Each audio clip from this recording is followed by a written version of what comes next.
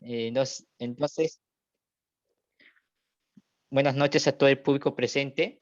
El Semillero de Investigación y Progreso, formado por estudiantes de arqueología de la Universidad Nacional San Luis Gonzaga de Ica, les da la bienvenida a la cuarta ponencia del ciclo de conferencias Conociendo las Huacas de Lima. El día de hoy, a la cuarta ponencia del ciclo de conferencias Conociendo las Huacas. Se complace de contar con el arqueólogo Antonio Raimondi Cárdenas, arqueólogo por la Universidad Nacional Federico Villarreal, quien ha participado en diversos proyectos arqueológicos a nivel nacional. Ha publicado distintos artículos de investigación sobre la arqueología prehispánica tardía y ha participado como organizador y ponente en diferentes eventos académicos. Además, es autor del libro Dilucidando los derroteros arqueológicos tardíos del Valle Bajo del Chillón, guía historiográfica de los periodos intermedio tardío y horizonte tardío, que el día de hoy disertarás con su ponencia titulada La concepción ceremonial de las estructuras piramidales tardías en la sección baja del Chillón, Lima. Sin más que agregar, doy paso a nuestro estimado ponente. Buenas noches con todos. Agradezco la invitación, también agradezco la presentación. Sin duda alguna, estos espacios culturales, estos espacios arqueológicos, son importantes precisamente para poder difundir trabajos, para aprender y para poder enseñar también, ¿no? Entonces creo yo de que desde ya felicitar por la iniciativa y continuar también, porque para este tipo de trabajos, que prácticamente es amor a la arqueología, hay que tener mucha perseverancia. Es el único modo de poder continuar activos y mantener también la raíz de la arqueología, ¿no? Hoy en día la arqueología ya es vista y ejerce bajo diversas ramas, pero mantiene siempre una esencia que está en manos de nosotros, reivindicarla y continuar con ello. Bien, en esta oportunidad voy a exponer sobre un tema que es lo que yo investigo acerca de la arqueología tardía en la zona baja del Chillón. Se encuentra en la región Lima, en concreto en la costa central. Y en esta oportunidad vamos a hablar sobre la concepción ceremonial de las estructuras piramidales, correspondientes a los periodos prehispánicos tardíos, intermedio tardío y horizonte tardío, ubicados en la sección baja del Chillón. Bien. A ver, un momento, intento pasar a otra diapositiva.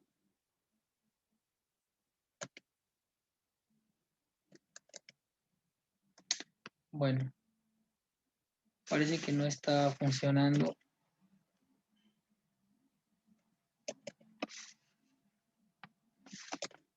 Ok, ya está. Bien. Bueno, en primer lugar, hay que indicar el tema de que en tiempos antiguos, en tiempos prehispánicos en concreto, sea cualquiera en cuanto a su periodificación, en cualquier etapa, la mirada hacia el tema ceremonial, sagrado y religioso era muy diferente a tiempos actuales. En nuestros tiempos, generalmente sabemos dividir muy bien, quizá no somos conscientes de ello, quizá somos indiferentes a ello, pero dividimos el tema de lo que es ceremonial y lo que es secular, ¿no? O dividimos el tema de lo que es sagrado y lo que es profano. Es muy fácil hoy en día. A pesar que existen algunas reminiscencias de tiempos arcaicos, donde actuamos con algunos actos ceremoniales, quizá hasta por inercia. Por ejemplo, cuando hacemos un brindis en un almuerzo, o como cuando mojamos la cabeza de un niño en un bautizo, o cuando rompemos un champán, por ejemplo, creo que es un champán, cuando se techa una casa. Son actos ceremoniales que seguramente nosotros no tenemos ni idea de dónde provienen, pero lo ejercemos. Son reminiscencias que han quedado de tiempos arcaicos, en realidad, donde sí se tenía muy claro este concepto y además era muy difícil, y hasta el día de hoy para los arqueólogos, para nosotros los arqueólogos, es muy difícil poder identificar en qué momento termina lo ceremonial y comienza lo secular. Y dicho esto, se entiende que para periodos prehispánicos, el tema ceremonial, el tema sagrado, el rito, el mito, la religiosidad en concreto, era muy fuerte, era muy intenso y se convivía con lo profano. Este carácter en realidad era un cuerpo indivisible, no se podía dividir, era muy difícil. Esta misma cerámica globular, de cuello evertido, de labio redondo, con hollín tal vez, cuya función, cuya utilización era doméstica, de pronto la veías enterrada en la misma sala por un tema, asumiéndolo como ofrenda, ¿no? Entonces, de pronto tenía un carácter doméstico y de inmediato pasó a tener un carácter ceremonial. Es decir, podría tener un concepto y al mismo tiempo podría tener otro. Esta piedra, que indiferentemente puede ser utilizado para un tema material, de pronto esta piedra se volvía sagrada, mantenía la misma forma, pero ya tenía otro significado. Generalmente, estas miradas, estos atisbos ceremoniales, estos atisbos sagrados, recaían sobre cuerpos naturales. Por ejemplo, los cerros, por ejemplo, los puquios, las ciénagas, las montañas, que eran muy veneradas, los ríos, el cielo, el aire, el sol, la luna, las estrellas, la noche, el día, etcétera. Generalmente, todos estos cuerpos naturales eran sacralizados. ¿Por qué eran sacralizados?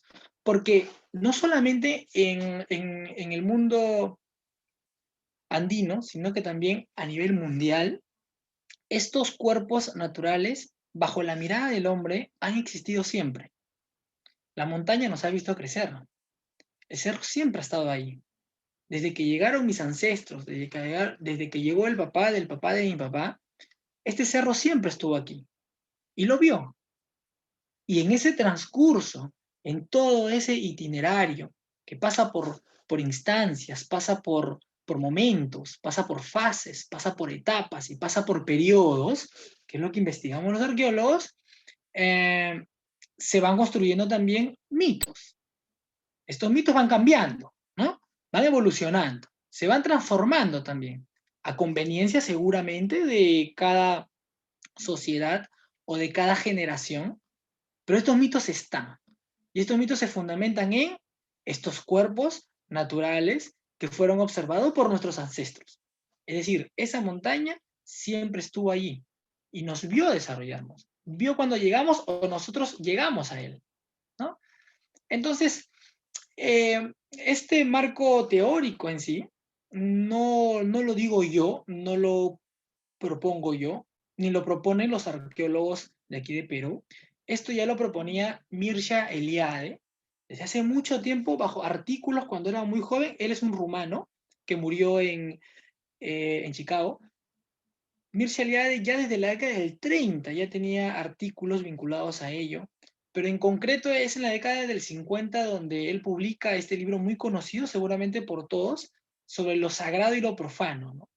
Luego tiene más publicaciones sobre el mito del eterno retorno, imágenes y símbolos, y otros artículos más que lo compendia dentro de otros volúmenes dedicados a la historia de la religión. Son fuentes muy interesantes porque no solamente se fundamentan en caracteres históricos, antropológicos y filosóficos, sino también arqueológicos. Y se fundamentan además en diversas experiencias prácticas y teóricas a nivel mundial. A nivel mundial. ¿Eh? Son conceptos que en realidad siguen a modo de principios. ¿Y cuál es este concepto? ¿Cuál es esta comprensión en sí? Bueno, de plano hay que entender que el tema pirámide, todos estos montículos de tierra, todos estos montículos de barro que nosotros podemos observar a la vuelta de nuestras casas, se le llama comúnmente pirámides, ¿no? Mal llamado pirámides porque sabemos que en Latinoamérica no han existido las pirámides como tal. Las pirámides hay en Egipto. Otros han adoptado el nombre de construcciones piramidales, tal vez pirámides escalonadas, pirámides truncas, ¿no? Yo adopto el término estructura piramidal, porque el término estructura no solamente encierra la forma, sino que también el fondo. Es decir, hablar de estructura es hablar de ordenamiento, de distribución, de organización. Entonces la distribución, el orden y todo ello al mismo tiempo bajo una organización está vinculado, está interrelacionado, son interdependientes entre espacios, entre sectores, entre componentes, conlleva una mejor comprensión de lo que podríamos hablar como forma, simplemente. Entonces, esta estructura, que no solo involucra la forma, también involucra un fondo, que no solamente involucra un significante, también involucra un significado, ¿no? Y este significado, que adelantando un poco, siempre va a tener la idea de alcanzar la parte más elevada, llegar siempre a la cima. Ese es el significado en realidad de una estructura, tiene una forma, ¿no? Que es piramidal. Entonces hablamos de una estructura piramidal, como un conjunto de componentes que son interdependientes, que están organizados, interrelacionados, distribuidos y guardan un significado importante, generalmente vinculado hacia lo ceremonial.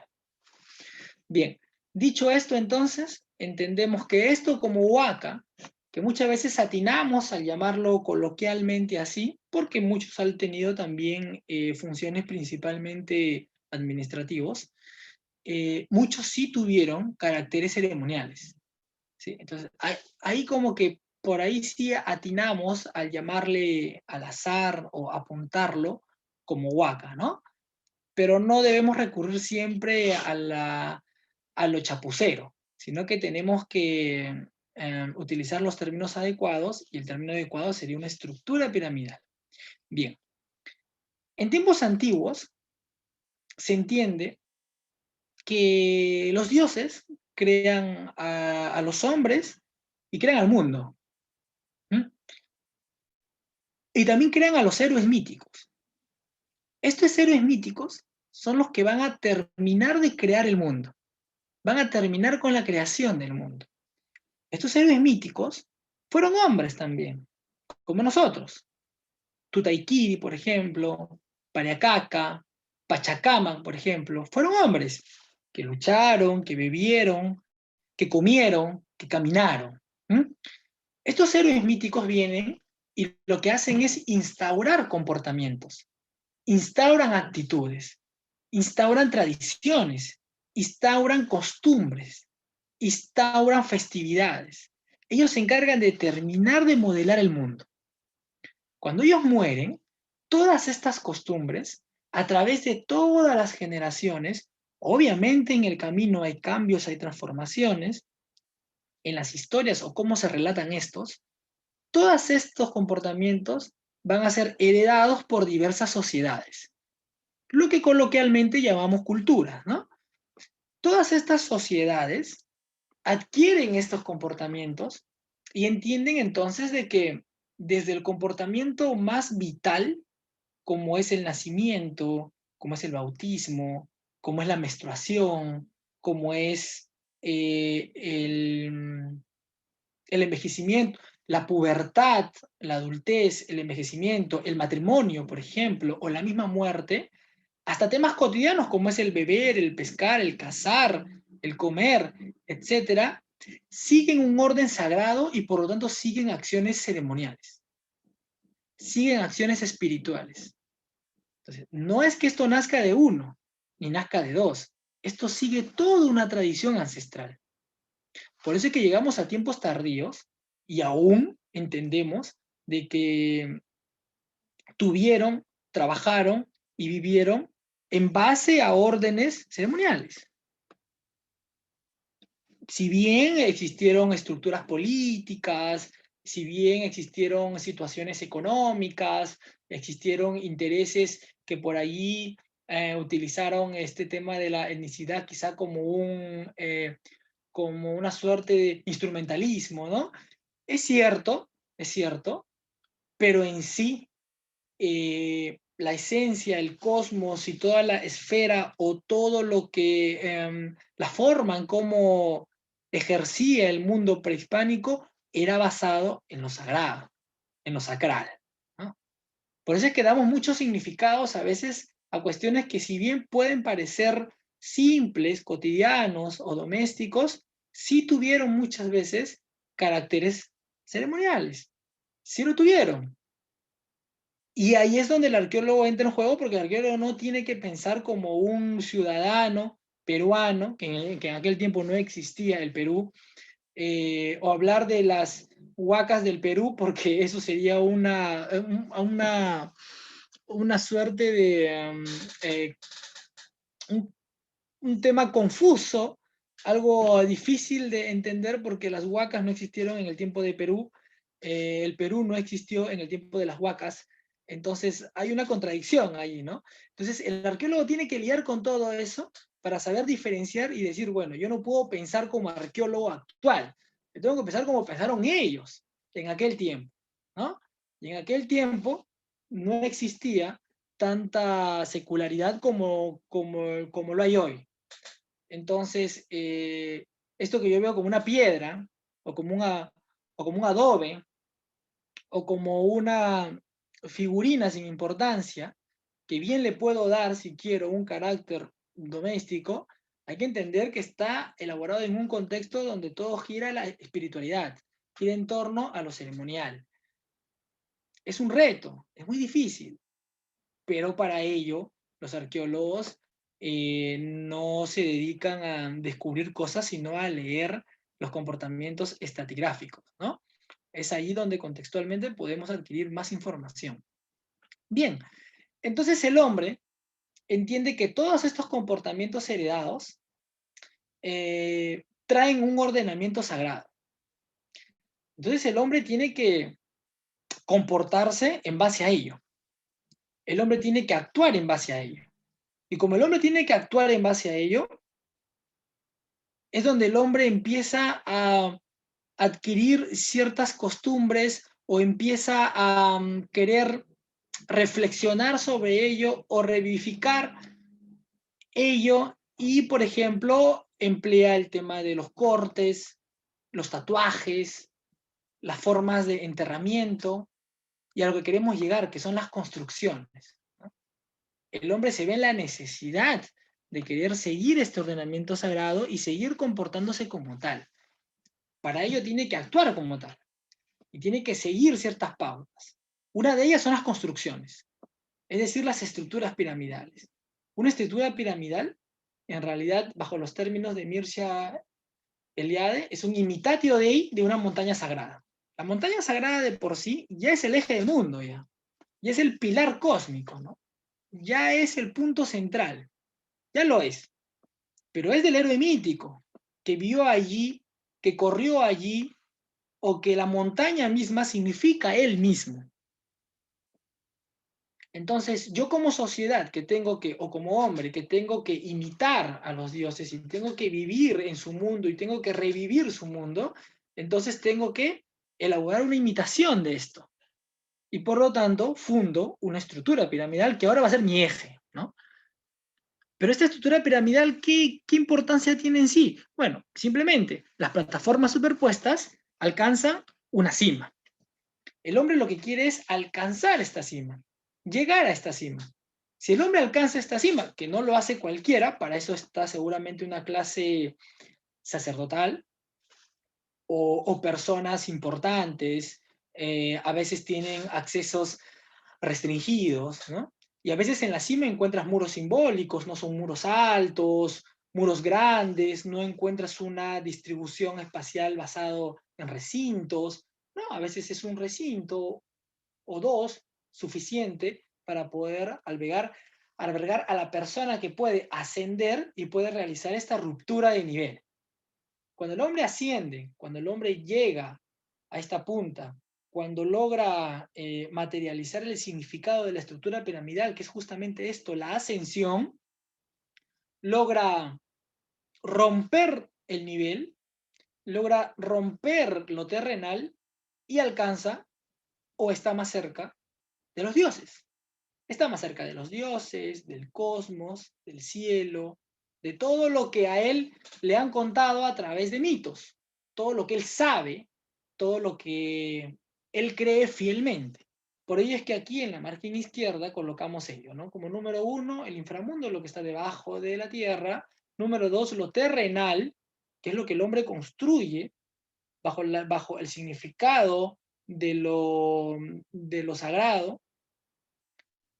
Y está lo sagrado en sí, que es el número 3. Pero todo esto, todo este acto del hombre y de la sociedad por querer vivir a modo de los dioses o de los héroes míticos que lo instauraron, requiere siempre de acciones para poder estar en aquel tiempo, ¿no? O lo que le llaman in illo tempore, en aquel momento. ¿Y para ello qué se tienen? Los mitos, ¿no? Y de los mitos tiene como efecto los ritos. Y ahí están los rituales, las ceremonias, las fiestas. El hombre antiguo no utiliza esto para regresar en el tiempo. Este tiempo lineal, este tiempo homogéneo, ya se crea recién con el cristianismo. Es decir, cuando empieza el cristianismo, el hombre entra en desesperación porque ya no puede vivificar, ya no puede estar in illo tempore. Entonces, ante esta desesperación, el cristianismo crea algo muy interesante, muy conformista también, que es la fe, ¿no? Entonces, la fe lo que te dice es de que ten la esperanza de que algún día vas a estar allí, en el cielo, pero ahora no. Así que vive solamente en base a la fe. Esto ya no es historia de la religión, esto ya sería filosofía de la religión y ya entraría a otro campo un poco diferente también. Pero bueno, hasta el hombre antiguo, el hombre prehispánico, lo que hace es utilizar estas fiestas, estas ceremonias y estos rituales, no para retroceder el tiempo, porque él sí cree en un tiempo heterogéneo, él sí cree que el tiempo tiene rupturas y es cíclico además. Él lo que hace es, a través de todos estos aspectos, estar en ese tiempo, transportarse a ese tiempo y vivir en ese tiempo. Él no regresa en el tiempo, él vive ese tiempo. Y eso es fundamental, porque sabemos muy bien que todo ello conlleva a evidencias tangibles, que es lo que el arqueólogo toma para poder llegar a una interpretación sólida. Bueno, dicho esto entonces, pasamos a otra imagen. Por ejemplo, en el caso del Valle Bajo del Chillón, tenemos un afloramiento rocoso que se ubica, bueno, es el afloramiento rocoso en Cerro Candela. Yo sé muy bien que quizá muchos de los que están presentes no son de Lima en sí, entonces por eso puse el distrito. Esto se ubica en el distrito de San Martín de Porres. ¿Sí? Es una toma del año 2020. Es un afloramiento rocoso que no tiene hito, no tiene nombre, está mutilado también. Por arrastre se observan algunos pequeños fragmentos de cerámica sin decoración. No sabemos su temporalidad también. No por tener cerámica necesariamente es tardío, puede ser de periodos tempranos hasta bien tempranos quizá. No se logra observar bien las construcciones, pero se entiende que sí tuvo ocupación. Y está muy vinculado a lo que vamos a tocar también, a un cerro. Por ejemplo, está vinculado y está muy próximo a Cerro Candela. Cerro Candela, según la foto del 45, sí tenía ocupaciones. Hoy en día, todo aquel que ha ido a Lima sabe que Cerro Candela es el resultado de muchas casas modernas superpuestas, ¿no? Completamente, no hay ningún solo espacio, o sea, ni siquiera para poder invadir actualmente, ya todo está copado. Otro afloramiento rocoso, por ejemplo, se ubica en Jardines del Chillón, en el distrito de Puente Piedra. Aquí sí se logran observar un poco las plataformas. No sabemos si corresponde a periodos tempranos, a periodos tardíos. Se encuentran nuevamente pequeños fragmentos de cerámica dispersos, sin decoración, pero no necesariamente si tiene cerámica. Es más, puede ser un sitio precerámico quizá. En el Paraíso se encuentran fragmentos de cerámica, pero todos sabemos que el Paraíso es un sitio precerámico, pero también vemos que el camino Inca está atravesándolo, está atravesando uno de los brazos. Entonces, la dinámica, el ejercicio, siempre va a conllevar que algunos elementos se filtren por ahí, se arrastren por ahí, pero eso no es un indicador exacto de la temporalidad. Hay que tener mucho cuidado con esos temas, y ahí es donde también radica la importancia de hacer un análisis paisajístico, ¿no? Para no caer en antiguas posturas y centrarnos solo en el objeto, en un sitio, en una cuadrícula, y caemos ya en una vieja corriente procesual. Bien, esta es una toma del 2018, donde no se había construido aún la pista, y a la derecha podemos ver que ya se construyó la vereda y la pista. Seguramente esto afectó. El sitio no tiene hito tampoco. El espacio circundante fue muy ocupado. Según las fotos del 45 se pueden ver muchos cementerios y muchos asentamientos bajo el significado propio de un asentamiento, ¿eh? Asentamiento arqueológico. Ya no hay nada. Si ustedes desean ir, pueden ir, por ejemplo, a la avenida 15 de junio, con el cruce de una calle pequeña, creo que se llama Las Begonias o Las Magnolias, y ahí había un asentamiento, ojo, con recintos, flujos de circulación, accesos, todo bien interesante. Hoy en día no hay absolutamente nada. Y los cementerios contiguos en los conos de deyección adyacentes, tampoco hay absolutamente nada. El único sobreviviente es este afloramiento rocoso con algunas plataformas que aún están en pie. Bueno, el cerro próximo, ¿cuál es? Cerro Tinaja. Cerro Tinaja, si bien está invadido en las faldas, milagrosamente le han puesto un hito ahogado, y aún no han invadido todo el cerro. Y Cerro Tinaja tiene ocupación desde periodos tempranos, ojo. Bien, bueno, Huaca el retablo, esto ya está en la otra margen, en la margen izquierda, es una estructura piramidal de barro artificial, se ubica en el distrito de Comas. Esta es una toma desde la plataforma ínfima hacia la parte más elevada, ¿no? Son plataformas superpuestas que le da justamente esta forma piramidal. Aquí sí realizamos trabajos de investigación, y es lo que vamos precisamente a tocar a continuación, ya que cumple también con algunos ejes de orientación, con algunos componentes arquitectónicos y con algunas evidencias compartidas y propios de un contexto, en realidad, que adelantando corresponde al horizonte tardío. Y bien, bueno, llegamos a una de las estructuras piramidales más importantes. Yo sé muy bien que todos han oído hablar de esto que se llama, esto que llaman coloquialmente la cultura Koyi, ¿no? Sí. Esto es repetido a modo de muletilla, pero no tiene ningún fundamento arqueológico en realidad. Entonces tenemos que tener mucho cuidado. Los que hacemos arqueología, tenemos que tener mucho cuidado en hacer arqueología en base a las evidencias arqueológicas. Suena un poco repetitivo, quizás, suena un poco redundante, pero es cierto. El arqueólogo tiene que fundamentarse en las evidencias tangibles, ¿no? No podemos repetir lo que dice en la historia, porque si no seríamos historiadores, y entonces por gusto estudiamos arqueología, ¿no? Entonces, el arqueólogo que toma manuscritos es un arqueólogo preparado, es un arqueólogo que se ha limpiado de muchas cosas, tiene una mente bien abierta, tiene las cosas muy claras además, ya tiene evidencias, tiene postulados, tiene interpretaciones y tiene conclusiones, quizá conclusiones no, pero llega hasta interpretaciones y discusiones arqueológicas y toma de manera complementaria los archivos.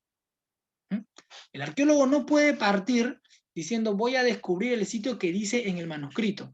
No, si tú partes de allí, ya toda tu investigación es como que si hubieses empezado a dibujar por los pies. Entonces ya ahí todo está mezclado y ya es un 99.9% que va a fallar algo, ¿no? El arqueólogo no comienza con eso. El arqueólogo se fundamenta en los datos arqueológicos. Cuando ya tocas el plano, inclusive antropológico, filosófico, eso requiere de una preparación mucho mayor todavía, ¿sí? Porque tienes que saberlo diferenciar bien para no caer a jugar a ser antropólogo, a jugar a ser historiador, a jugar a ser filósofo y al final terminas haciendo una improvisación media distorsionada, ¿no? Bien, esta área, que es conocida como el área de Coique, se ubica entre el kilómetro 14 y 15 de la avenida Tupac Amaru, en lo que es Comas. ¿eh? Es un área muy conocida. Lo que ven en la imagen izquierda es el sitio arqueológico Alborada. Son plataformas de barro superpuestas sobre un afloramiento rocoso. Es bien interesante. Es el único afloramiento rocoso donde se puede observar hay una construcción bastante importante. Si bien presenta un mal estado de conservación, se le llama, por ahí creo que el Ministerio de Cultura también lo llama como Huacascoyi. Bueno, no hay ningún fundamento hacia ello. Frente a estas estructuras piramidales, lo pueden ver aquí en la margen derecha, en la imagen derecha, como 3 puntitos amarillos. Estas estructuras piramidales se ubican frente a lo que se le denomina fortaleza de Coique, ¿no? Acá hay otra imagen donde se puede observar también esta interacción. Bien, se tiene aquí la fortaleza de Coique y se tiene aquí Alborada. 5 puntos importantes.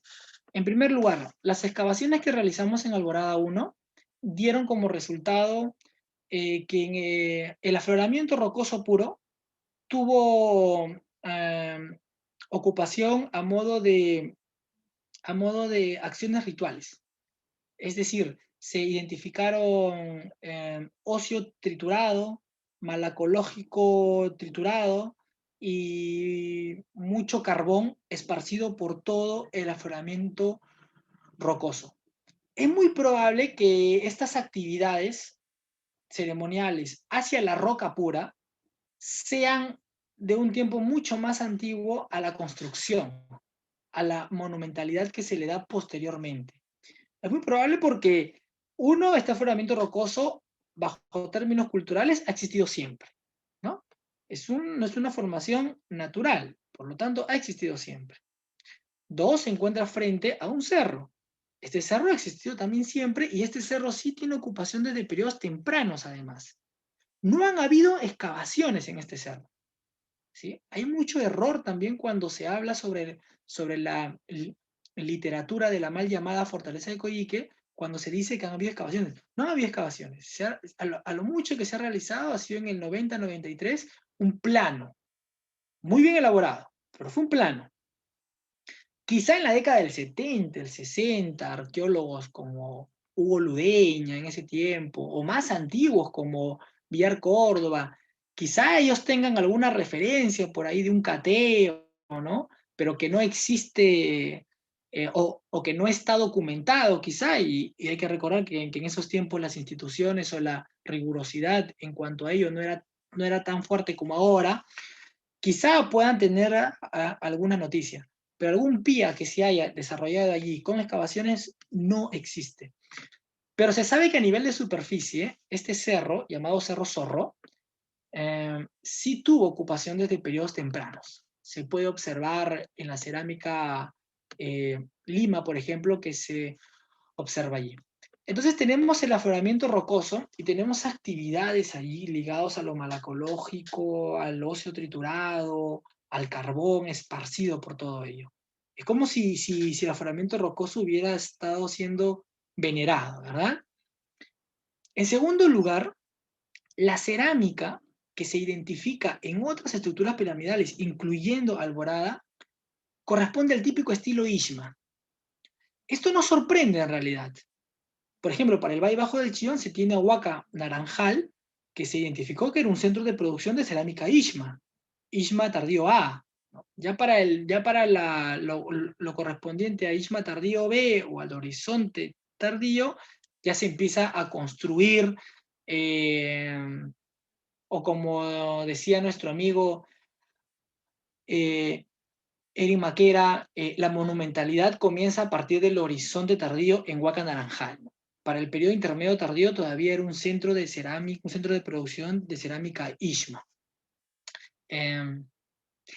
Entonces, con esto ya estamos viendo de que hay una cerámica preponderante y por lo tanto es un error ir a un valle y decir, si yo encuentro una cerámica doméstica, digo, esta es una cerámica Koyi. Para nada. Todos los que hacemos arqueología sabemos muy bien de qué trata y toda la implicancia que tiene hablar de tipologías y hablar de estilo de cerámica. Es un tema bien complejo en realidad. Entonces, una cerámica doméstica, que es la misma que puedes encontrar en toda la costa central, no necesariamente puede ser atribuida bajo un estilo solamente porque se ubicó en un área donde la historia denomina como Koyi. No necesariamente.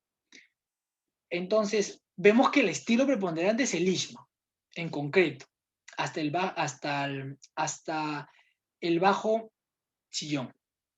En tercer lugar, y este es un tema muy interesante, donde nosotros ya hemos tenido la oportunidad de publicarlo también en otros espacios, el manuscrito quechua de Huarochirí, que es uno de los manuscritos más confiables, considerado como una Biblia andina, donde te narra muchas veces las peleas entre los dioses andinos o las migraciones de la gente. Uno, por ejemplo, articula capítulos como el 9, el 11, el 24, el 25, y puede observar que puede identificar que narra sobre las migraciones de las poblaciones hacia el Bajo Chillón, cuando se da este choque con el dios Ariacaca, y la gente desde San Damián, la gente desde Yarutini, empieza a descender y llegan en un tiempo sin tiempo, en un tiempo original, en un tiempo primordial, en un tiempo inmemorable, llega hacia la parte baja del Chillón y se ubican,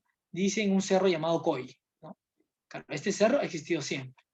Y es curioso ver cómo te narra la migración y seguramente el inicio de una sociedad nueva y de las fundaciones nuevas que se dan en estos espacios. Entonces vemos que en realidad esta área, incluyendo el afloramiento rocoso de Alborada, todavía con afloramiento rocoso, sin construcciones, pueden haber construcciones menores tal vez, eso no lo sabemos, sería cuestión de hacer excavaciones en área por muchos años para saber que la estructura piramidal está sobre otra estructura piramidal, pero en concreto, el afloramiento rocoso existía en estos tiempos y estaba siendo ocupado aparentemente con actividades religiosas, ¿no?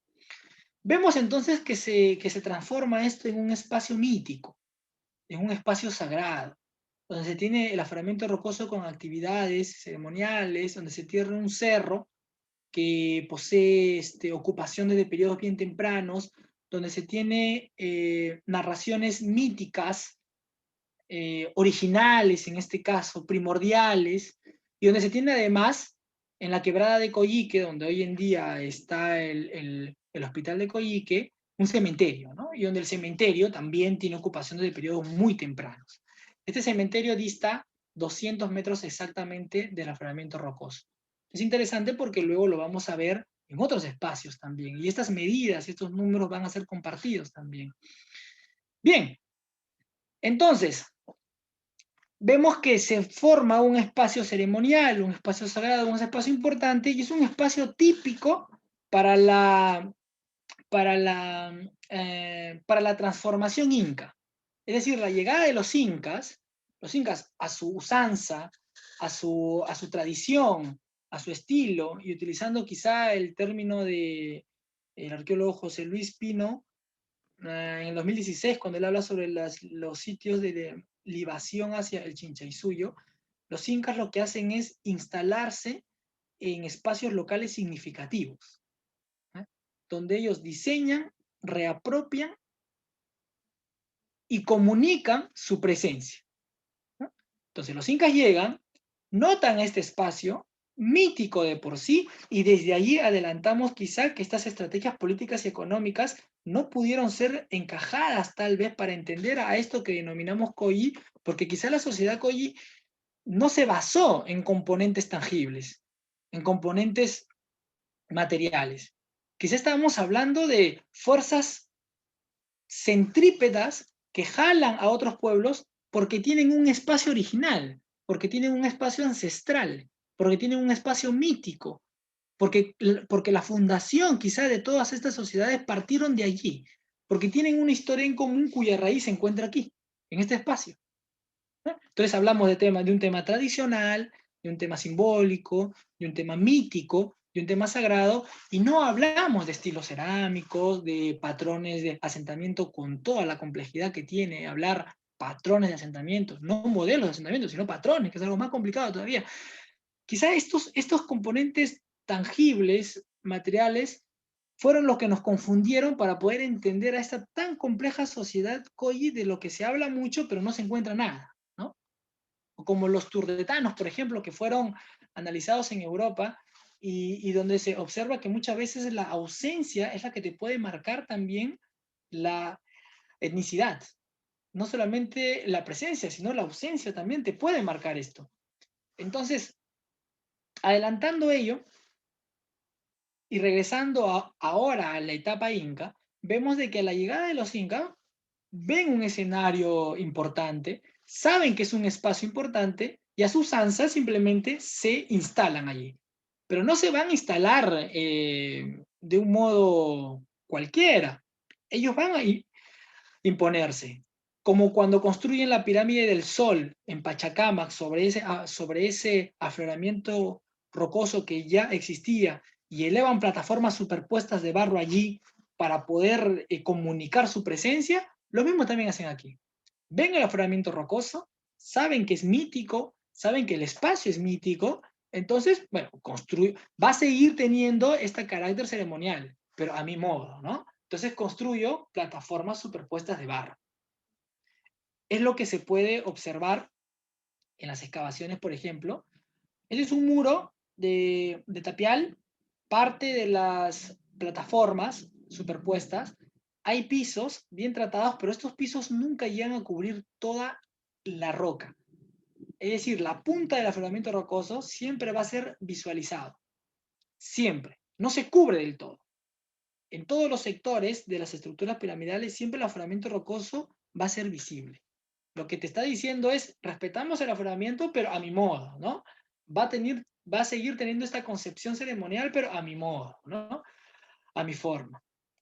De ese modo, se levanta la estructura piramidal de barro en Alborada.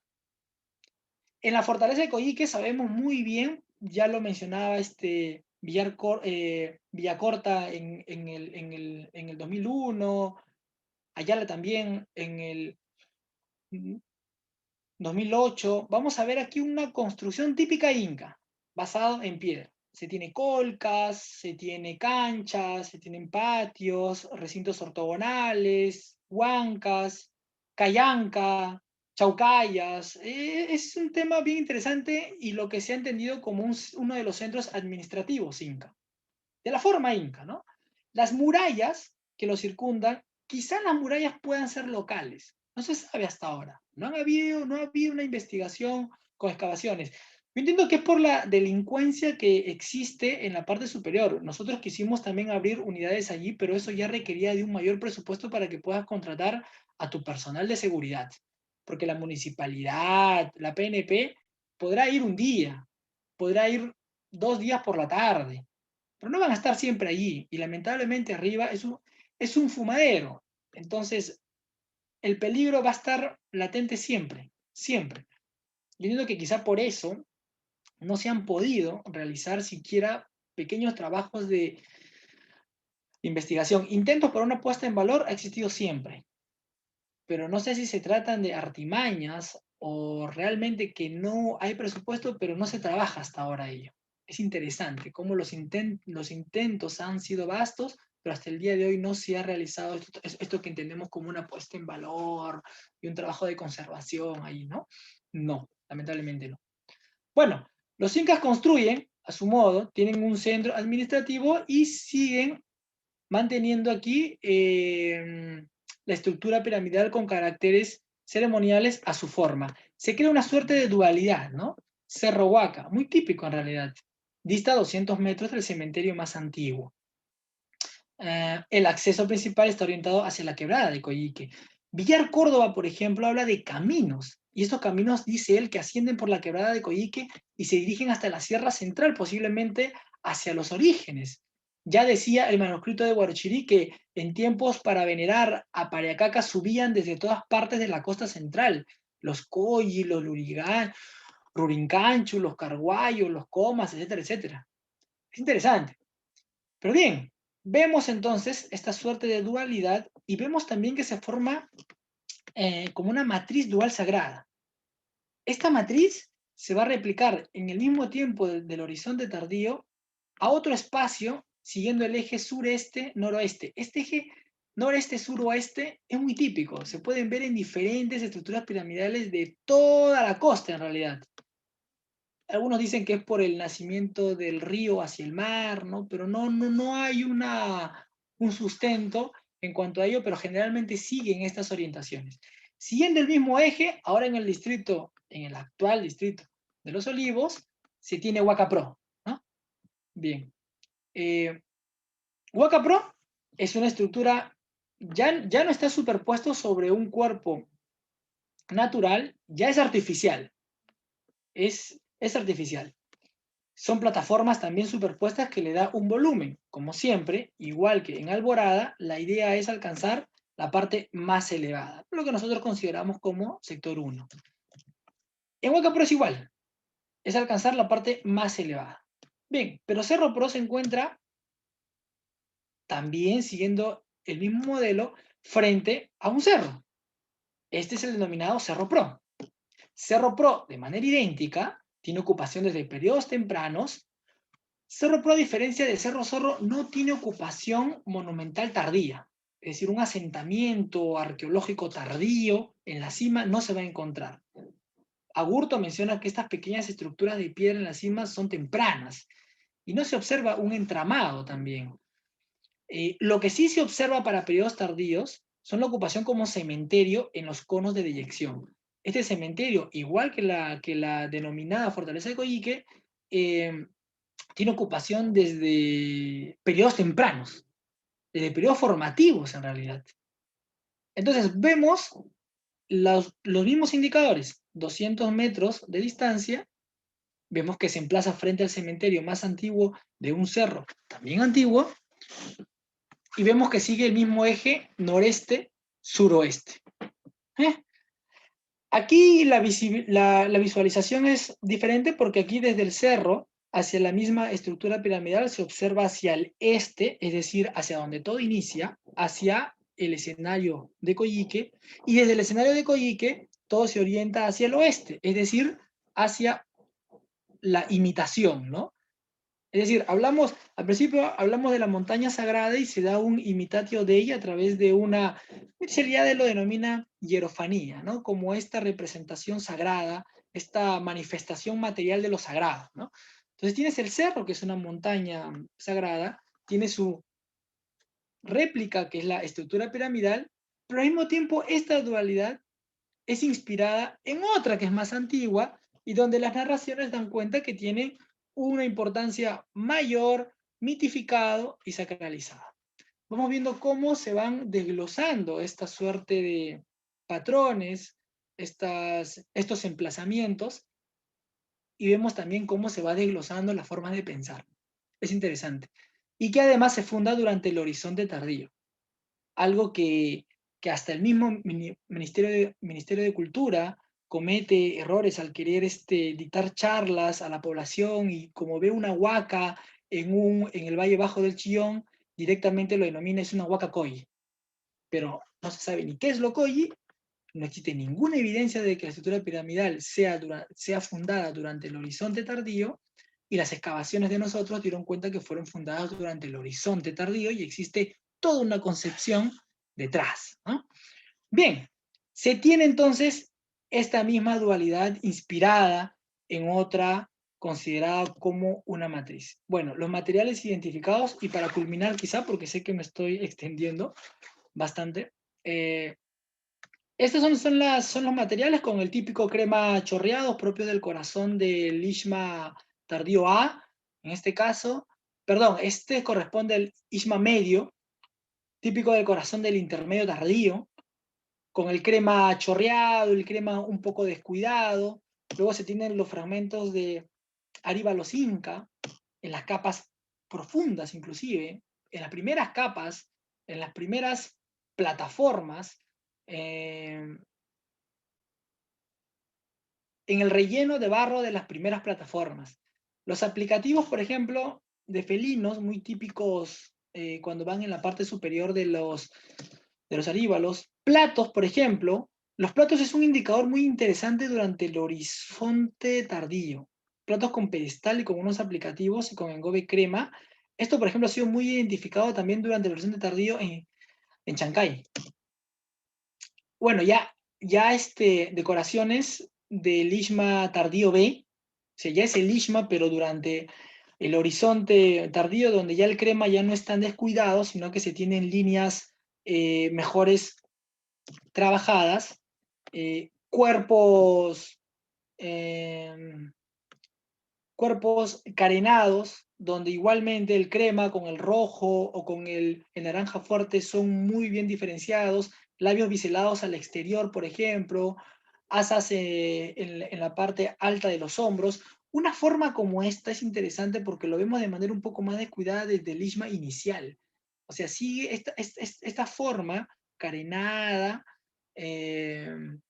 con el cuello un poco divergente, se puede ver ya desde el Ishma temprano. O sea, hay una tradición en realidad que se sigue en base a ello. Piruros, estos piruros con estos diseños de peces, zoomorfos, figuras geométricas, se puede ver en Pachacamac también, por ejemplo, ¿no? Bueno, este es un dibujo donde podemos ver estos típicos bordes, bordes en T, bordes en media flecha. Son bordes muy típicos del horizonte tardío, en concreto en la costa central. Y bien, y para culminar, más o menos hacemos una reconstrucción. Pudimos unir las fotos del 45, obtenidas en el antiguo Servicio Aerofotográfico Nacional. Hoy en día es la dirección, el DIBRA, Dirección de Reconocimiento de Aerovigilancia, y se puede observar justamente todo lo que hemos explicado, ¿no? Se tiene aquí en la parte superior al río Chillón, se tiene aquí Alborada y Cerro Zorro, en esta esfera verde, tenemos el eje noreste-suroeste, vemos que a 5 kilómetros exactamente, no lo mencionamos ahora, a 5 kilómetros exactamente se emplaza una esfera a modo de imitación también. Es decir, esta matriz dual sagrada sirve como pauta y da sentido al emplazamiento y a la fundación de otras estructuras que siguen también una suerte de dualidad, como por ejemplo Huaca Pro y Cerro Pro, ¿no? Y es más, a 500 metros, y seguimos con el número 5, a 500 metros se funda Huaca el retablo. Sigue también el mismo eje sureste-noroeste, la idea también es alcanzar la parte más elevada y la mayoría de ofrendas, sea de entierros, sea de vasijas o de pisos bien tratados superpuestos, se identificaron en la parte más elevada de estas tres estructuras piramidales, lo que dan cuenta y lo que certifica que la idea, bajo la concepción o bajo el marco teórico explicado al principio, era siempre alcanzar la parte más elevada, llegar a esa ruptura de nivel, ¿no? Alcanzar siempre la idea de la ascensión. Bien, seguramente con las preguntas, si es que las hay, podemos ahondar más en ello, y con esta imagen, entonces, doy por culminada la ponencia. Muchas gracias. Muchas gracias, arqueólogo Raimondi. Y le recuerdo a todos los asistentes que están visualizando esta ponencia, tanto en Facebook como en Zoom, pueden dejarnos sus preguntas vía comentario de Facebook o en el chat del Zoom. O si desean, pueden levantar su mano en el Zoom para activar sus micrófonos para que puedan hacer llegar su pregunta o comentario de manera oral al ponente. Así que esperemos a ver si un rato, si alguien se anima a dar una pregunta o un comentario, opinión. Aquí hay una pequeña pregunta del señor Diego Salvatierra, Ujú. que es, ¿no se han encontrado evidencias de ocupación wari en las huacas? Ah, francamente no. Es decir, algún material que podamos nosotros eh, inmediatamente decir que es Wari, no. Sin embargo, en el relleno constructivo, por ejemplo, de Waka Pro, como es una construcción del horizonte tardío, entonces en el relleno se está identificando material de descarte y diverso en realidad, desde batanes fragmentados, desde manos de moler fragmentados, desde fragmentos de adobes, fragmentos de tapiales, fragmentos de pisos, hasta fragmentos de cerámica de diversos estilos. Por ejemplo, uno de ellos es el estilo Lima, por ejemplo. ¿No? Entonces, todavía estamos analizando con exactitud estos materiales porque francamente son fragmentos muy pequeños, que no exceden los 2 centímetros, 3 centímetros. Entonces, hay que ser un especialista en esta cerámica Lima para con un pequeño indicador decir esto es Lima 8, Lima 9, esto es Lima 7. Entonces, de asegurar que de esos fragmentos, que son aproximadamente 20, quizá, no más, decir uno de ellos es Lima 8, 9, ya estaría rozando o ya estaría involucrando el tema del horizonte medio, ¿no? Obviamente no nos brinda más indicador en el sentido de entender algún comportamiento, algún tipo de ocupación, no, porque se está encontrando simplemente en relleno. Y además hay que recordar que el tema Wari en el Bajo Chillón no ha sido tan tocado. Es más, yo no conozco hasta ahorita un artículo que diga el horizonte medio en el Bajo Chillón. La verdad es que no. Cultura Lima sí, ¿no? Lo Lima sí, ha sido tocado a través de Cerro La Uva, a través de Culebras, por ejemplo, en el Valle Medio, a través de Socos, por ejemplo. En Socos sí creo que se identificaron cerámica del Horizonte Medio. En el sitio Magdalena, por ejemplo, que es un asentamiento prehispánico temprano, propio del intermedio temprano, donde se puede identificar, eso está en la margen derecha del Valle Medio del Chillón, donde se puede identificar diversa cerámica Lima. Estoy seguro que allí sí se podría hacer un análisis más, muy interesante y poder identificar este estilo, quizá Lima 8, Lima 9, donde te puede brindar más información sobre no solamente la presencia de cerámica, sino la ocupación en sí.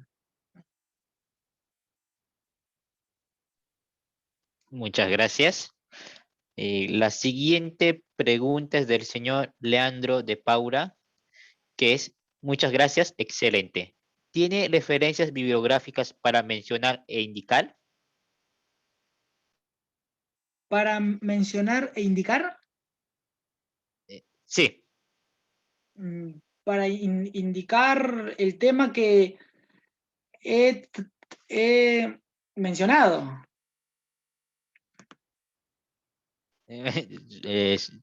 Supongo que sí, ¿no?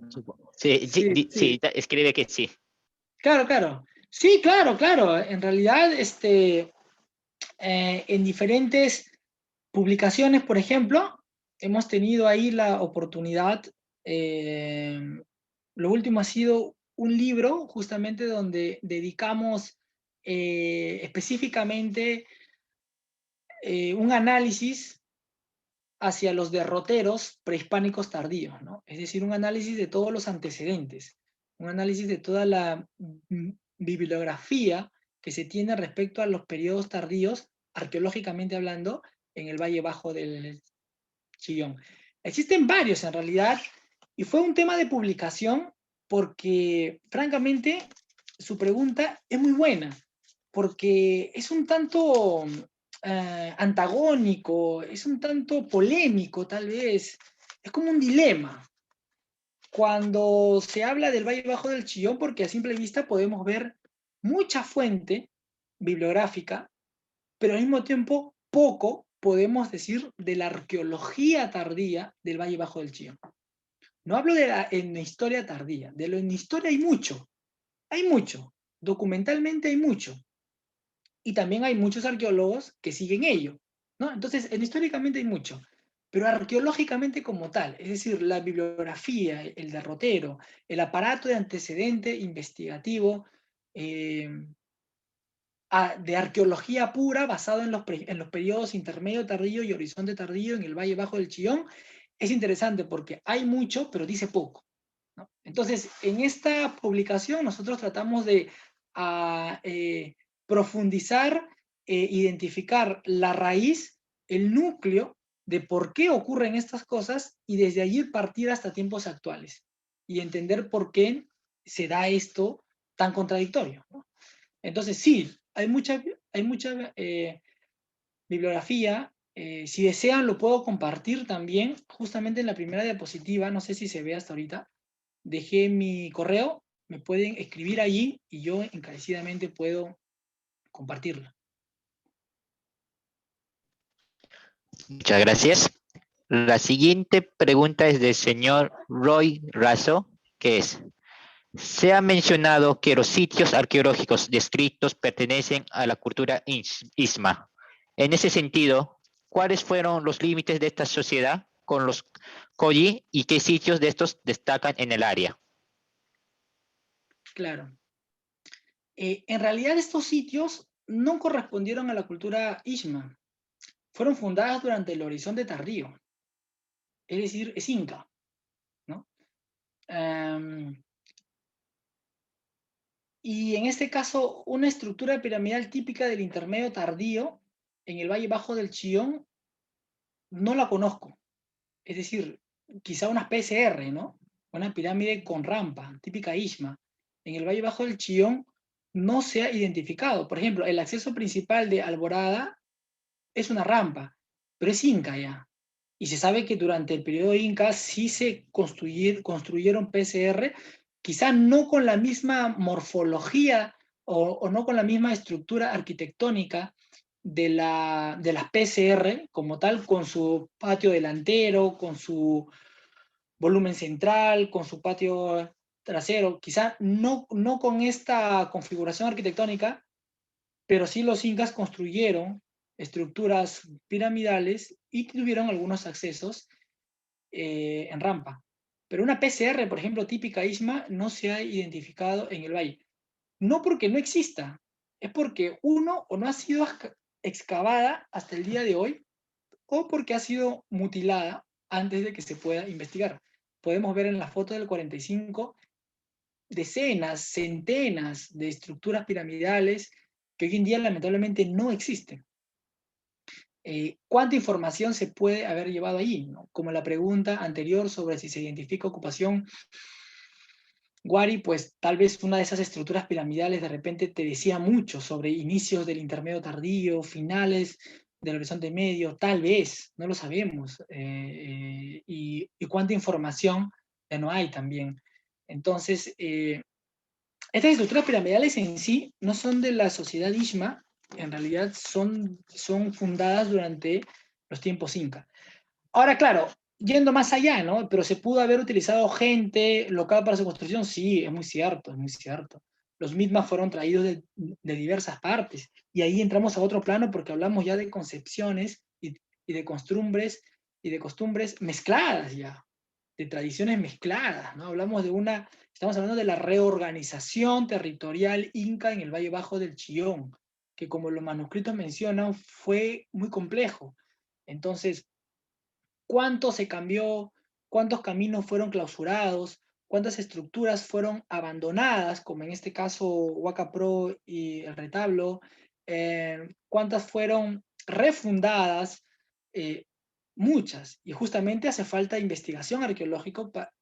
arqueológica para poder profundizar en ello. Ahora, ¿cuáles son los límites entre lo Isma y lo Koyi? Bueno, esa es una de las preguntas que nosotros, los arqueólogos, nos hacemos hasta el día de hoy. Porque, ojo, hay que entender que hablar de los límites es hablar primero de qué es lo Koyi y qué es lo Isma, ¿no? Lo Isma ha sido muy investigado en el RIMAC, en concreto en Lurín. Por ejemplo, uno de los arqueólogos más importantes que ha investigado esto es el arqueólogo belga Peter Eekhout. Peter Eekhout ha profundizado con excavaciones en estos temas y aún con estos avances académicos, aún con estos avances científicos, Peter Eekhout publica un artículo en el 2004 hablando sobre la sombra Ishma. La sombra Ishma. O sea que al final de cuentas no se logra entender bien qué es lo Ishma, ¿no?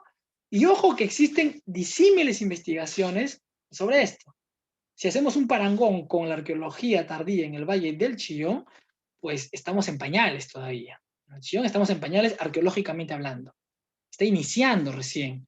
Estamos primero quitándonos estas vendas que limitó mucho el avance científico arqueológico y recién estamos iniciando. Recién en este siglo XX, en la primera década del siglo XXI, se publicaron artículos interesantes de Huaca Asnapuquio, de Respiro, de Huaca Naranjal.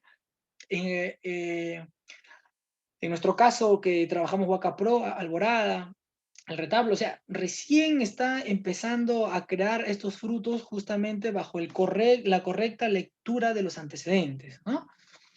Entonces, hablar de los límites entre lo Koyi y lo Isma es difícil. Es difícil. Hay que tratar de entenderlo y hay que tratar de verlo de manera más flexible. El tema de etnicidad es un tema muy complejo. Es un tema muy complejo que abarca materialidades e inmaterialidades. Es decir, si nosotros postulamos en un primer plano y decimos, bueno, la cerámica en sí o el estilo en sí que se compartía en la costa central era la cerámica Ishma. ¿Eh? La sociedad Koyi es muy probable que abarcó los alrededores de lo que es el Cerro Zorro y Alborada. Los manuscritos, y si hacemos caso de los manuscritos, existían otras 5 etnias más, ¿no? En este caso, Seguillay, Comas, Carguayos, Sutcas, Chuquitantas. ¿Cuáles eran los límites de cada etnia? No lo sabemos. Peor aún, no sabemos cuáles eran los límites, Koyi, si lo entendemos como sociedad. Algo así como los pueblos de la serranía hoy en día, ¿no? El pueblo tal, el pueblo tal, el pueblo tal. ¿Los pueblos se parecen? Sí. ¿Tienen su plaza en el centro? Sí. ¿Tienen su iglesia, su municipalidad y su casa comunal adyacentes a la plaza? Todos, sí. ¿Tienen una tradición en cuanto a un día especial? Sí. ¿Bailan música folclórica en sus fiestas? Sí. ¿Puedes tú diferenciar como costeño la música de cada uno? Si soy conocedor del tema, sí. ¿Y en qué lo diferencias? En la intensidad del zapateo. Ah, ya. ¿Y cómo haces tangible la intensidad del zapateo para un arqueólogo del futuro? Ah, está difícil, ¿no? Entonces, si lo vemos así, podemos quizá más o menos, para tener una idea, verlo para el tan complejo periodo intermedio tardío donde se dice que existieron diferentes pueblos, diferentes sociedades, cada una independiente pero al mismo tiempo enlazadas por una historia común. Bueno, entonces vemos ahí varios pueblos donde no conocemos los límites de cada uno, no conocemos las manifestaciones materiales de cada uno, pero sabemos que compartían la cerámica Ishma. Sabemos también que tienen una historia en común bajo un carácter sagrado, por lo que hemos explicado en la esfera de Coique con el Cerro Zorro, con el afloramiento rocoso, con las evidencias rituales allí, con la transformación inca que se da únicamente allí y es muy fuerte. Entonces, estos indicadores arqueológicos ya te están diciendo que ese espacio denominado Koyi fue fuerte. Ahora, ¿y qué tal si de repente mantenían su importancia bajo una tradición? Es decir, tenían a la huaca más antigua. Claro, el afloramiento rocoso. Tenían a la huaca más antigua y más tradicional, además, y más respetada. Entonces, a través de las generaciones hasta la llegada de los españoles, se mantiene esta idea de que lo Koyi era importante. Y lo que llega a nosotros es, ya, ¿y dónde se fundamenta su importancia? Puede ser entonces en un tema intangible y no necesariamente en un tema material. Ya con la llegada de los incas, los manuscritos, por ejemplo, si seguimos andando esto, habla de la reorganización en 10 pachacas inca, ¿no? Chuquiruro, Caxachumbi, Vilcatanta, Vilcachumbi, Chumbihuarco, Chumbitanta, Caraguango, Carachumbi, Chinquillán y Chuquitanta. 10 pachacas coy. Ya. ¿Dónde se ubicaban las 10 pachacas? ¿Cuáles eran los límites de las 10 pachacas? Estas 10 pachacas, sin duda alguna, están reorganizando esas 6 etnias preexistentes. Entonces, imagínense el reto para un arqueólogo hoy en día que tiene que pasar por la etapa republicana, la etapa colonial, la reorganización inca, hasta llegar al corazón del intermedio tardío para saber cuáles eran los límites Coyi y cuáles eran los límites Isma. Es un reto muy difícil. Y lo que estamos haciendo ahora es iniciar justamente con estas discusiones para poder tener un sustento arqueológico, valga la redundancia, fundamentado. Muchas gracias. La siguiente pregunta es de la señorita Ruth Garay, que es, buenas noches. Quisiera saber qué similitudes hay entre el Valle Medio y Bajo del Chillón con respecto a las estructuras piramidales tardías. Gracias. En concreto, con las estructuras piramidales tardías, no sé si exista similitud o en este caso el término similitud, ¿qué más puede abarcar, no? Puede abarcar aspectos económicos, políticos, religiosos, o simplemente similitud a nivel arquitectónico. Por ejemplo, en la zona de Huancayo Alto, en la parte baja, en la zona de Chocas también, se identificaron estructuras piramidales, pero no eran de periodos tardíos, eran de periodos tempranos, bien tempranos en realidad. Tom Dillehay, justamente cuando hace esta investigación en la zona de Huancayo Alto, Huancayo Alto es un sitio arqueológico muy importante, administrativo inca, que se ubica en la margen izquierda del valle medio del Chillón. Justamente se encuentra anexo al actual centro poblado de Yangas. Cuando él hace esta investigación, logra identificar también en la parte plana que ya el valle es estrecho, pequeños montículos, ¿no? Lo que se entiende como estructuras piramidales, pero él los data para el periodo horizonte temprano. O sea, estamos hablando de un formativo medio. En todo caso, sería la similitud o la interrelación entre las sociedades tardías que existieron en el Valle Bajo del Chillón con las sociedades tardías en el Valle Medio del Chillón. Lo que denomina en historia como los Misay, los Socos, los Huancayo, los Trapiche, los Macas, por ejemplo, los Guarabí, ¿no? Etnias que también estaban en constante lucha, etnias que Tondi Lehigh tiene mucha razón al hablar de estrategias coercitivas, estrategias cooperativas, y la tercera, que es la más importante, ¿no? Que es de la receptividad económica y descentralización política, que las etnias, que las sociedades estaban preocupadas más que todo por autoabastecerse, por ser sólida siempre, más que por ver quién es el que manda y quién no, ¿no? Entonces, y obviamente existieron interrelaciones con el Valle Bajo. Ahí hay todo un tema complejo porque ahí nos remontamos hasta el 70, hasta el 72 y luego republicado en el 75, cuando Murra comienza a hablar sobre el control vertical, ¿no? Y habla de que posiblemente los Coyis tuvieron allí pequeñas colonias por el poder que ejercían. Pero Tondi Legaja ahí identifica un error que él, si bien lo corrige, luego también lo toma, ¿no? Y él dice, claro, pero el problema es que Murra está partiendo de los documentos al pie de la letra. Se está partiendo de que los Coyes realmente fueron un imperio poderoso, ¿no? Y a partir de allí tuvieron este poder para poder tener colonias fuera de su tierra, ¿no? La investigación que él hace, centrándose principalmente en el Valle Medio, identifica de que no, que las etnias eran independientes, que las etnias estaban luchando por autoabastecerse, que las etnias estaban más preocupados por el tema, estaban siempre trabajando bajo una estrategia coercitiva, bajo una estrategia cooperativa, y lo principal, que era justamente ello, la receptividad económica y la descentralización política.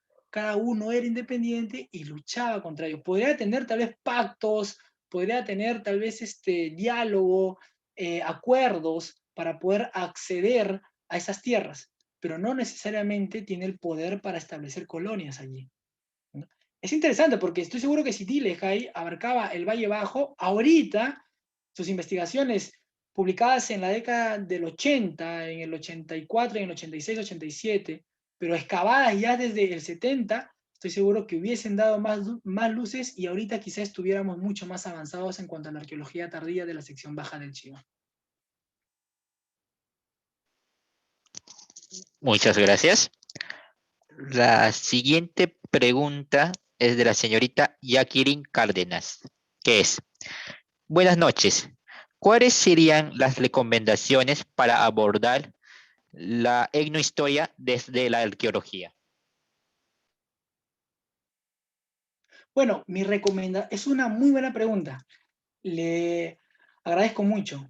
Mi recomendación sería no trabajar la etnohistoria desde la arqueología, porque francamente, si nosotros podemos exponer francamente, largamente sobre este tema, y así en términos sintéticos, esa idea de trabajar la etnohistoria desde la arqueología fue lo que nos trajo a la limitación de la producción científica de la arqueología tardía en el Chillón hasta el día de hoy, ¿no?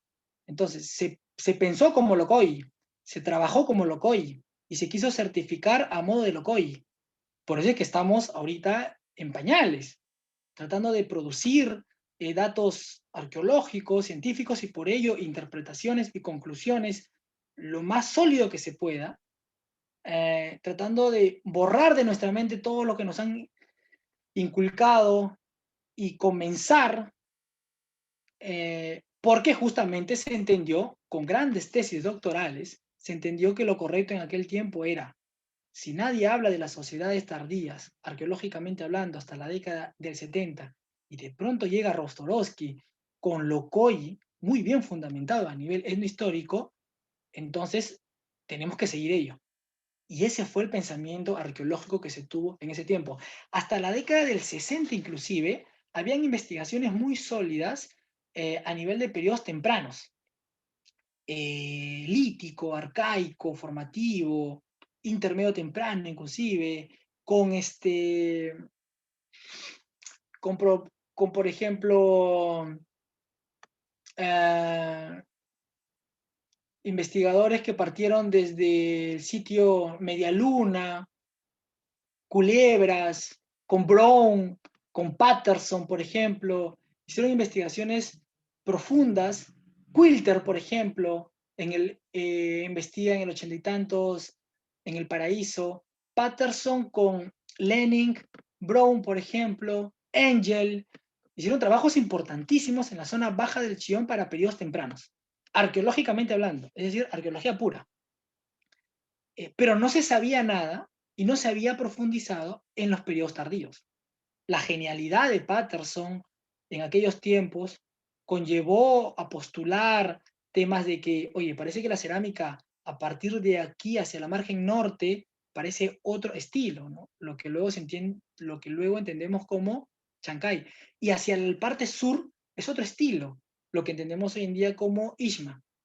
Entonces, ya, o sea, su observación irremisible hacia los periodos tardíos, que ellos en realidad estaban enfocados en periodos tempranos, conllevaba a que ellos postulen cosas como ello. Es como una observación, ¿no? Como que lo miraban de paso, ¿no? Como un reojo, pero no habían profundizado en estos tiempos del intermedio tardío ni del horizonte tardío. Entonces, de pronto, en la década del 70, llega de golpe y cae de por sí, no un arqueólogo, no datos arqueológicos, no excavaciones en estructuras piramidales o asentamientos arqueológicos, sino que llega la información documental, cae de golpe.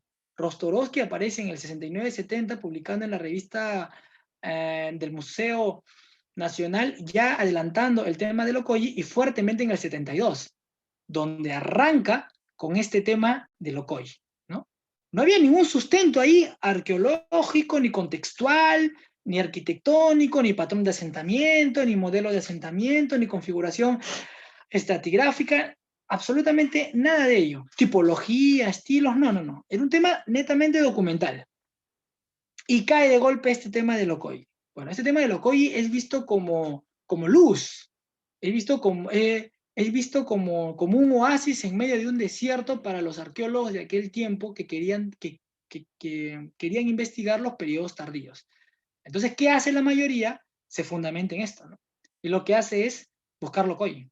Y toda la cerámica que encuentra, correspondiente a periodos tardíos, le llama cerámica Koyi, cuando en realidad podría ser con influencia Chimú, podría ser Chancay, podría ser Ishma, muy típica de Ishma, o una cerámica simple, doméstica, burda, que se puede encontrar en toda la costa central. Por eso que cuando uno lee con detenimientos estas grandes tesis, voluminosas tesis doctorales, empieza a ver cómo de pronto la información arqueológica es muy interesante hasta el periodo hasta el horizonte medio. El horizonte medio se sabe que es un poco oscuro, hasta el intermedio temprano. Y de pronto cuando empieza a pisar ya el intermedio tardío hacia adelante, empieza a ver cómo ya de lo que los postulados están bien redactados a nivel arqueológico, de pronto el periodo tardío ya empieza a caer, ¿no? Y empiezas a ver ya todo rostorógico y rostorógico y rostorógico, y es una suerte de repetición todo, una suerte de muletilla todo, ¿no? Y empieza a caer todo. Y al final, si tú ahondas en ello, no logras ver ningún resultado. Por ejemplo, la tesis de Silva, cuando habla sobre Huaca Pro, por ejemplo, y otras estructuras, bajo esta sugestión etnohistórica, lo que hace es decir de que son centros domésticos no amurallados COI, ¿no? Bueno, pero descubrimos con las excavaciones que no eran ni centros domésticos, que obviamente no eran amurallados y que no eran COI. Entonces, eso pasa hasta el año 2000. A partir del año 2000, como mencioné, con investigaciones con excavaciones en la Huaca Naranjal, en la Huaca Asnapuquio, por ejemplo, marcan una pauta interesante. Ahora, si me da el tiempo, me parece también importante mencionar de que habían postulados interesantes del 2000 hacia atrás, en el siglo XX, como por ejemplo Margarita Pérez y Susana Arce, cuando hacen su trabajo, cuando estaban en quinto año, ojo, su trabajo de pre en Chocas, es interesante porque ellas mismas se dan cuenta y dicen de que hay que tener mucho cuidado con el tema etnohistórico porque francamente en Chocas no encontramos ninguna cerámica de ello. Encontramos cerámica chimú, encontramos cerámica chancay, con fuerte influencia inca, ishma, pero no vemos el tema etnohistórico ni el tema arqueológico. Entonces hay que tomarlo con pinzas. De allí, bueno, ya mencioné a Patterson, Brown, que también hacen una acotación interesante. Eh, Creo que en un proyecto de evaluación, Jesús Ramos, me parece, también habla sobre la cerámica que identifica en la Huaca Don Carlos en Comas. No es un pía, pero igual él hace un análisis de esto, un breve análisis de esto. Es interesante porque él también se da cuenta y dice, bueno, esta cerámica con pestaña sobresaliente, esta cerámica de media flecha, esta cerámica con reborde, esta cerámica biselado al exterior, no voy a decir que es Koi, pues, porque no sé qué es lo Koi. Y él tiene mucho cuidado. Esto es del año 83 u 87, creo, si no me equivoco. Y es interesante porque, mira, en aquel año él se da cuenta de ello y dice, bueno, esta es una cerámica típica del horizonte tardío que se puede encontrar hasta en Lurín, ¿no? Entonces, por ahí que sí han habido algunos, cuando uno profundiza en la literatura arqueológica para el Bajo Chillón, por ahí ve que algunos autores sí tienen cautela de ello, lanzan algunos chispazos, no profundizan en ello, pero sí se dan cuenta, y mientras ves a otros que lamentablemente han seguido a modo de sugestión, han seguido a modo de muletilla, y toca ahora pues comenzar y empezar con investigaciones y tratar de, bajo la pregunta de Jacqueline, no comenzar la arqueología desde la etnohistoria. ¿No? Déjala en la historia cuando ya tengas datos arqueológicos para poder corroborar o ver de qué manera se está articulando, pero no podemos partir de ello. Si partimos de ello, entonces estaríamos retrocediendo al 72. Muchas gracias, arqueólogo Raimondi. estas han sido todas las preguntas que nos han dejado. De parte del Semillero de Investigación y Progreso, le agradecemos profundamente por brindarnos parte de su tiempo en brindarnos tan interesante conferencia. Y también queremos agradecer a todos los asistentes a la ponencia del día de hoy. Y también invitarlos este viernes 3 de septiembre a la quinta ponencia de este ciclo de conferencias Conociendo las Huacas de Lima, con la ponencia del licenciado Jos Tisori sobre las relaciones económicas de la costa y sierra en el Valle de Mara. No sé si quiere decir unas palabras finales, arqueólogo Raimondi. Claro, claro, agradecerles por la invitación, felicitarlos también por todas estas iniciativas, agradecer al público también que estuvo presente, por sus preguntas también. Son preguntas muy interesantes y podríamos en otros espacios hablar mucho más de esto. Y bien, nada más, felicitarlos a todos. Gracias a todos y expresarles y enviarles mis ánimos para que continúen y perseveren en esto que es tan difícil hoy en día como es difundir y promover las investigaciones y en concreto la cultura en sí. Muchas gracias. Gracias y buenas noches. Muchas gracias, arqueólogo. Hasta una próxima oportunidad y también un saludo fraternal a todos los asistentes. Hasta la próxima vez. Gracias.